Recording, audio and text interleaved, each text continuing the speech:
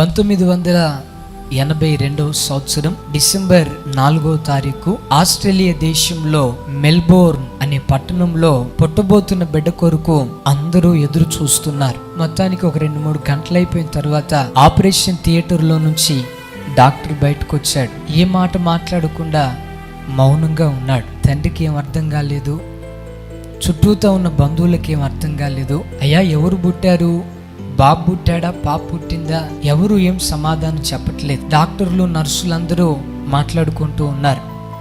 ఆ తల్లిదండ్రులు ఏం చేశారో, ఏ పాపం చేశారో ఇట్లాంటి బిడ్డ పుట్టాడు అని చెప్పి వాళ్ళు మాట్లాడుకుంటూ ఉన్నారు. ఏమైందయ్యా అని చెప్పి ఆ తండ్రి డాక్టర్ని అడిగితే డాక్టర్ ఏం చెప్పకుండా ఆ తండ్రిని తీసుకెళ్ళి మంచంలో ఉన్న బిడ్డ దగ్గరికి తీసుకెళ్లారు.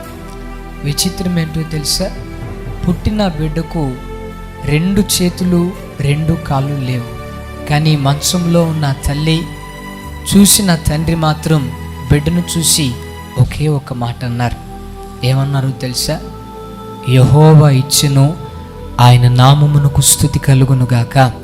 వాక్యం వింటున్న దైవజనమా, దినాలు అట్లా జరుగుతూ ఉన్నాయి, దినాలు అట్లా సాగుతూ ఉన్నాయి. మెల్లిగా తన బ్రష్ తానే చేసుకోవడం ప్రారంభించాడు, తన పని తానే చేసుకోవడం ప్రారంభించాడు, తన బట్టలు తానే వేసుకోవడం ప్రారంభించారు. ఎవరో కాళ్ళు చేతులు లేని ఆ వ్యక్తి. విచిత్రం ఏంటో తెలుసా, 2 చేతులు 2 కాళ్ళు ఉన్న మనకైనా స్విమ్మింగ్ వస్తుందో రాదో తెలియదు, కానీ ఆయన మాత్రం చక్కగా ఈత కొట్టేవాడంట, చక్కగా కార్ డ్రైవింగ్ చేసేవారంట. చూసిన వాళ్ళు అందరూ 2 చేతులు 2 కాళ్ళు ఉన్న మాకు డ్రైవింగ్ రాదు, మేము మా పనులు చేసుకోలేకపోతున్నాం, ఏంటా ఈ పని. కొన్ని దినాలు అట్లా సాగిన తర్వాత ఆ బిడ్డ పెరిగి పెద్దవాడై ఆ దేశాన్నే కాదు ప్రపంచాన్ని తలక్రిందులుగా చేసి ఒక గొప్ప దైవ సేవకుడిగా మార్చబడ్డాడు. ఆయన పేరు నిక్ విజిసిక్. దైవజనమా, మనం ఆరాధించే దేవుడు ఎంత గొప్ప దేవుడో తెలుసా. ఏ ప్రజల మధ్యలో మనం అవమానపరచబడతామో, ఏ స్థలంలో మనం నిందించబడతామో, ఎక్కడైతే తృణీకరించబడతామో అదే స్థలంలో ఘనత కలిగేటట్లుగా దేవుడు మనల్ని ఆశీర్వదిస్తాడు. ఈరోజు వాక్యం వింటున్న దైవజనమా, మీ జీవితంలో కూర్చొని ఒకసారి ఆలోచించండి. ఎక్కడ మీరు అవమానపరచబడుతున్నారు?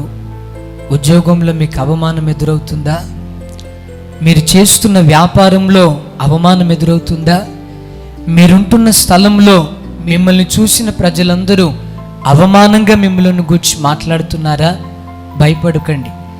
ఎక్కడ అవమానపరచబడ్డావో అదే స్థలంలో ఘనత కలిగేటట్లుగా దేవుడు ఆశీర్వదిస్తాడు.